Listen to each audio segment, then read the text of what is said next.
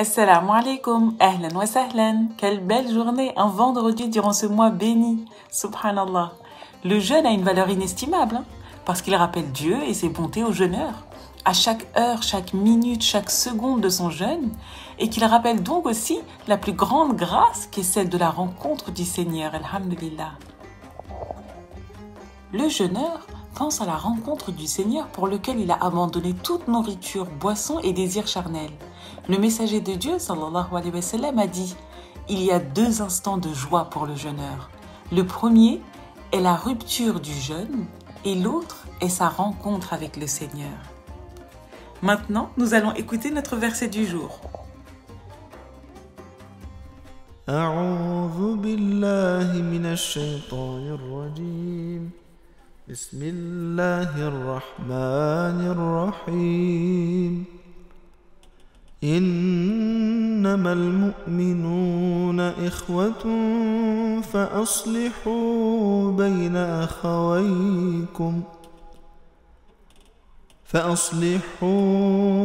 أخويكم واتقوا الله لعلكم ترحمون صدق الله العظيم.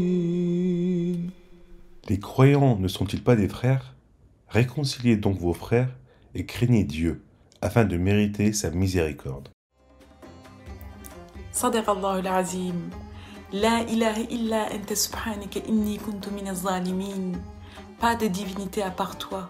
Pureté à toi, j'ai été vraiment du nombre des injustes. Ceci était l'invocation du prophète Yunus alayhi salam. Maintenant, nous allons écouter la troisième sagesse du traité de Ramadan de Saïd Nursi. أعوذ بالله من الشيطان الرجيم بسم الله الرحمن الرحيم شهر رمضان الذي أنزل فيه القرآن هدى للناس وبينات من الهدى والفرقان. Chers amis, bienvenue à cette assise durant laquelle nous allons discuter et partager une lecture du traité du Ramadan, un chapitre issu de l'œuvre de Saïd Nursi, le traité des Lumières, communément appelé Risale in-Nur. Dans ce traité, Saïd Nursi présente et évoque quelques sagesses parmi tant d'autres qui découlent directement du jeûne réalisé durant ce mois sacré. Durant cette assise, nous allons lire et découvrir ensemble la troisième subtilité qui découle du verset récité tout à l'heure dans lequel Dieu nous dit « Ces jours sont le mois de Ramadan au cours duquel le Coran a été descendu, comme guide pour les gens, et preuve claire de la bonne direction et du discernement. » Commençons la lecture de cette troisième subtilité. Un des nombreux exemples de sagesse du jeûne du point de vue de la vie sociale de l'homme se présente comme suit. Les gens ont été créés différemment en ce qui concerne leur gagne-pain. Comme une conséquence de cette différence, Dieu Tout-Puissant invite les riches à aider les pauvres pour que, par la fin du jeûne, les riches puissent vraiment comprendre les douleurs et la faim dont souffrent les pauvres. Alors nous sommes ici chacun, ici-bas, selon Saïd Nursi, doté d'une certaine situation sociale et économique. Il y a les riches, les pauvres, les nécessiteux, et Dieu éprouve chacune de ces catégories sociales d'une différente façon. D'ailleurs, il nous le rappelle dans le verset 32 de la sourate 43 en nous disant « Est-ce eux qui distribuent la miséricorde de ton Seigneur ? C'est nous qui avons réparti entre eux leur subsistance dans la vie présente et qui les avons élevés en grade les uns sur les autres, afin que les uns prennent les autres à leur service. La miséricorde de ton Seigneur vaut mieux cependant que ce qu'ils amassent. » En effet, il y a une certaine répartition afin que le système basé sur une justice et une équité sociale puisse fonctionner. Imaginez si tout le monde aurait été rétribué d'une même façon, d'une même richesse. Alors dans ce type de société, personne ne fera d'effort pour faire fonctionner justement ce système. Or ici, la subtilité, c'est que certains travaillent pour d'autres, vont travailler pour des riches, pour des gens qui ont plus de moyens, mais justement, cette catégorie de personnes, donc les riches aussi, à travers leur richesse, à travers la richesse que Dieu leur attribue, va donner à leur tour aux nécessiteux afin d'obéir à la demande du Créateur. Elle est là la subtilité. Donc si nous allons encore un peu plus en profondeur, nous pourrons dire qu'à travers cette répartition, Dieu éprouve les humains pour faire la distinction entre les reconnaissants et les ingrats, entre les sincères et les menteurs. En fait, sa richesse est une épreuve pour le riche et sa pauvreté une épreuve pour le pauvre. De par ces différentes situations, Dieu va observer et constater si le riche va s'acquitter de sa dette envers lui en dépensant justement une partie des bienfaits qu'il lui donne comme il le lui ordonne, et Dieu va observer si le pauvre patiente et continue à le remercier malgré sa situation, sans envier ce qu'ont les autres. Donc l'épreuve du riche, l'épreuve du pauvre, l'épreuve du nécessiteux ne sont pas similaires, et Dieu, en fonction de ces différentes situations, il ordonne aux riches de donner aux nécessiteux. Dans le verset 19 de la sourate 51, Dieu nous rappelle ce point fondamental en nous disant « Et dans leurs biens, il y avait un droit aux mendiants et aux déshérités. » Ça ne peut pas être plus clair que ça. En effet, Dieu dit aux plus riches « Vous devez aider ». Cela nous rappelle des paroles prophétiques où il nous dit « Aucun d'entre vous ne sera jamais véritablement croyant tant qu'il n'aimerait pas pour son frère ce qu'il aime pour lui-même. » D'après Abu Huraira, le prophète Mohammed a dit, paix et bénédiction sur lui, « Celui qui soulage un croyant d'un souci parmi les soucis d'ici-bas, Allah le soulage d'un souci parmi les soucis de l'au-delà. » Dans la sourate 57, verset 18, Dieu nous dit « Craignez donc Dieu autant que vous le pouvez. Écoutez, obéissez, faites l'aumône dans votre propre intérêt, car ce sont ceux qui se prémunissent contre leur propre avarice qui seront les bienheureux. » Dans un autre verset, le verset 16, sourate 64, il dit « Ceux et celles qui font la charité et qui ont fait à Dieu un prêt sincère, cela leur sera multiplié et ils auront une généreuse récompense. » Reprenons la lecture de cette subtilité et voyons ce que nous dit Saïd Nursi. S'il n'y avait pas de jeunes, il y aurait beaucoup de riches ne pensant qu'à eux, incapables de percevoir comment la faim et la pauvreté sont pénibles. Et ils ne comprendraient pas à quel point ceux qui ont faim ont besoin de compassion. Celle-ci, pour ses semblables, est un élément essentiel en ce qui concerne le fait d'être vraiment reconnaissant. Quelle que soit la personne, il y aura toujours quelqu'un de plus pauvre que lui quelque part. On doit être compatissant envers cette personne. Je vais répéter cette dernière partie car elle est très très importante. Quelle que soit la personne, il y aura toujours quelqu'un de plus pauvre que lui quelque part. On doit être compatissant envers cette personne. En effet, quelqu'un qui n'éprouve pas la faim, quelqu'un qui n'éprouve pas le froid ne peut pas ressentir le besoin du nécessiteux. Être compatissant et montrer un élan de compassion, voilà ce que doit chercher le riche. Et justement, à travers le jeûne, qui va nous aider à combattre contre notre propre ego, contre l'oubli de l'essentiel, celui de se souvenir que nous sommes que des créatures et que rien ne nous appartient. N'oublions pas que nous sommes autour de la table royale où Dieu nous dresse des tables et nous demande, enfin il nous permet de nous servir. Le jeûne permet d'avoir un certain recul sur la vie et de revenir aux fondamentaux de notre présence sur terre.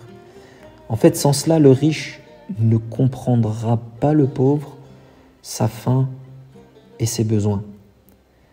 À travers l'abstinence totale durant le jeûne, le riche va retrouver l'équilibre de la raison, il va combattre son ego et ses envies purement personnelles, parce qu'il pense qu'à lui, dans le cas échéant, et se souvient que simplement Dieu lui permet de se servir un peu plus de sa table royale que les autres. Mais justement, ce un peu plus, il faut qu'il le partage. Voilà la subtilité. L'homme a en lui deux dimensions, l'une angélique, l'autre bestiale. Quand l'homme s'écarte de ses sentiments animaux, il ressent le développement de son côté angélique. L'homme a été créé inférieur aux anges, mais supérieur à toutes les autres créatures. Dieu lui a rendu possible de cheminer sur cette voie. Ainsi, l'homme peut parfois s'élever au-dessus des anges, tout comme il peut descendre plus bas que le niveau des diables. Dans le Coran, il y a un verset, je cite, « Nous avons certes créé l'homme dans la forme la plus parfaite, ensuite nous l'avons ramené au niveau le plus bas, sauf ceux qui croient et accomplissent les bonnes œuvres.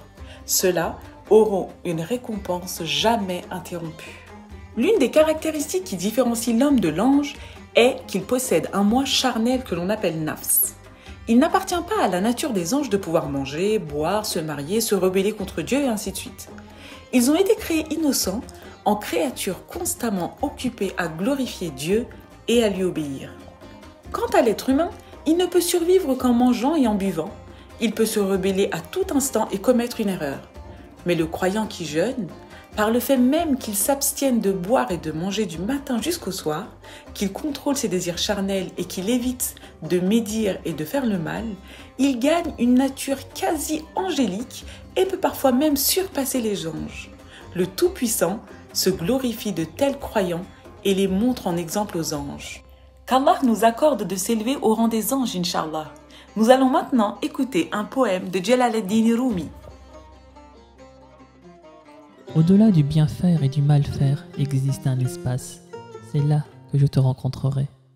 C'est bien là, en effet, que nous nous sommes rencontrés. Sois enivré d'amour. J'ai un amour plus pur qu'une eau limpide, et le jeu de cet amour pour moi est licite. Je sens dans l'herbe l'odeur de tes lèvres. Je vois dans les jasmins et les tulipes tes couleurs. Au jardin, il y a 1000 belles au visage lunaire. Il y a des roses, des violettes qui sentent le musc, et cette eau qui tombe à gouttes dans le ruisseau. Tout est prétexte à méditation. Il n'y a que lui, que lui.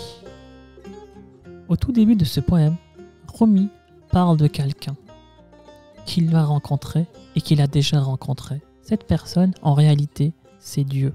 L'endroit où il l'a déjà rencontré, c'est l'espace qui est avant la création des hommes, où toutes les âmes étaient réunies. Et l'endroit où il le rencontrera, c'est après la mort, où l'union sera faite. Rumi nous invite à un enivrement par l'amour. Il compare son amour à une eau limpide, une eau pure, eau qui est aussi source de vie. Un amour tellement pur, tellement intense, qu'il devient automatiquement licite. Rumi voit Dieu dans tout, dans l'herbe, dans le jasmin, dans les tulipes, dans les couleurs. Chaque chose qu'il voit, chaque chose qui l'entoure est sujet à la méditation. Cette méditation, c'est l'existence de Dieu en tout. Dieu est partout pour lui. Dans chaque chose qu'il voit, dans chaque chose qu'il regarde, il va voir Dieu. Et dans chaque chose qu'il voit, il va sentir qu'il est entouré par Dieu. Dieu est partout. Dieu est en tout. Et tout ce qu'on voit nous renvoie à lui. Créateur des cieux et de la terre, tu es mon protecteur dans ce monde et dans l'au-delà. Fais-moi mourir musulman et fais-moi rejoindre les vertueux. Amin. Ceci était l'invocation du prophète Youssouf alayhi salam. Qu'Allah nous accorde de mourir musulmans et musulmanes et qu'il nous fasse rejoindre le rang des vertueux, Inch'Allah. Maintenant, nous allons écouter le hadith du jour.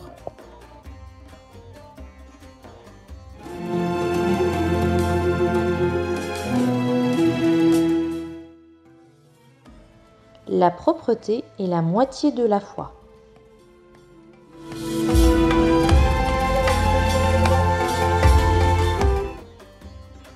Lorsqu'on parle de propreté, on pense à la propreté matérielle qui consiste à enlever les matières qui salissent le corps, les vêtements et son environnement. Mais aussi à la propreté morale qui consiste à rendre propre l'âme de toutes sortes de péchés.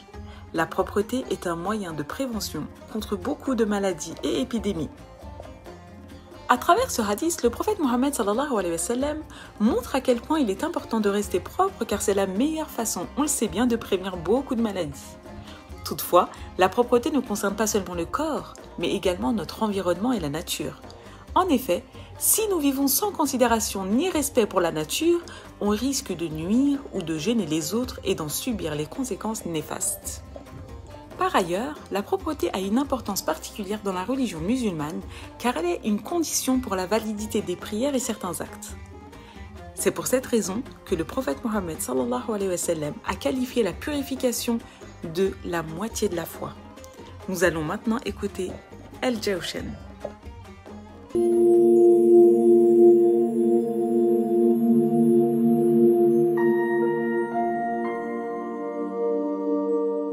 Ya ghafir al-khataya, ô celui qui pardonne les fautes. Ya kashif al-balaya, ô celui qui écarte les malheurs. Ya muntaha ar-rajaya, ô celui qui est l'ultime autorité suprême, où reposent tous les espoirs. Ya mujzil al-ataya, ô celui dont les dons sont abondants. Ya wasi' al-hadaya, ô celui dont les présents sont abondants. Ya raziq al-baraya, ô celui qui sustente la création. Ya qadi al-munaya, ô celui qui décrète la mort des êtres et qui la crée en temps voulu. Ya sami' al-shakaya, ô celui qui entend les plaintes. Ya ba'ith as-saraya, ô celui qui envoie des armées à ceux qui sont dans le besoin. Ya mutliq al-usara, ô notre Seigneur qui libère ceux qui sont matériellement et spirituellement asservis.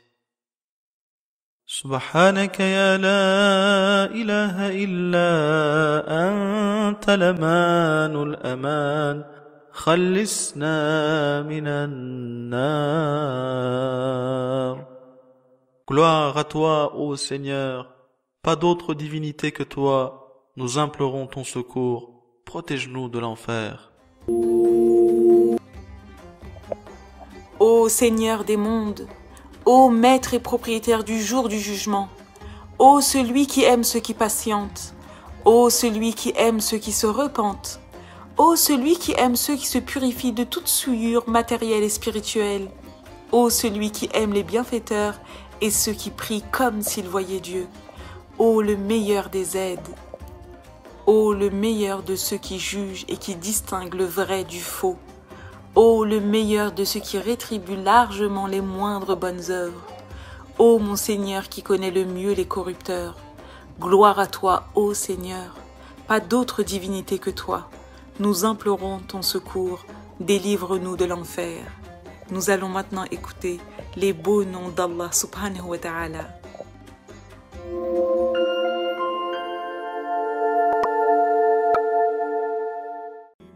يا جميل يا الله يا قريب يا الله يا مجيب يا الله يا حبيب يا الله يا رؤوف يا الله يا عطوف يا الله يا معروف يا الله يا لطيف يا الله يا عظيم يا الله يا حنان يا الله يا منان يا الله يا ديان يا الله يا سبحان يا الله يا أمان يا الله يا برهان يا الله يا سلطان يا الله يا مستعان يا الله يا محسن يا الله يا متعالي يا الله يا رحمن يا الله يا رحيم يا الله يا كريم يا الله يا مجيد يا الله يا فرد يا الله يا وتر يا الله يا أحد يا الله يا صمد يا الله يا محمود يا الله يا صادق الوعد يا الله يا علي يا الله يا غني يا الله يا شافي يا الله يا كافي يا الله يا معافي يا الله يا باقي يا الله يا هادي يا الله يا قادر يا الله يا ساتر يا الله يا قهار يا الله يا جبار يا الله يا غفار يا الله يا فتاح يا الله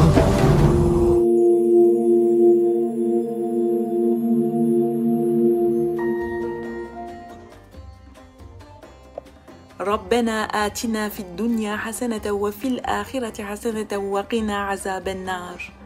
Ô notre Maître, ô Allah, accorde-nous belle part ici-bas et belle part dans l'au-delà et protège-nous du châtiment du feu. Ô Allah, sois miséricordieux envers nos parents comme ils nous ont élevés lorsque nous étions petits. Amin. Nous avons terminé pour aujourd'hui. 7 jours de ce mois béni sont déjà passés. Je vous souhaite de profiter pleinement de chaque instant, de chaque seconde, de ce mois béni qu'Allah nous a offert.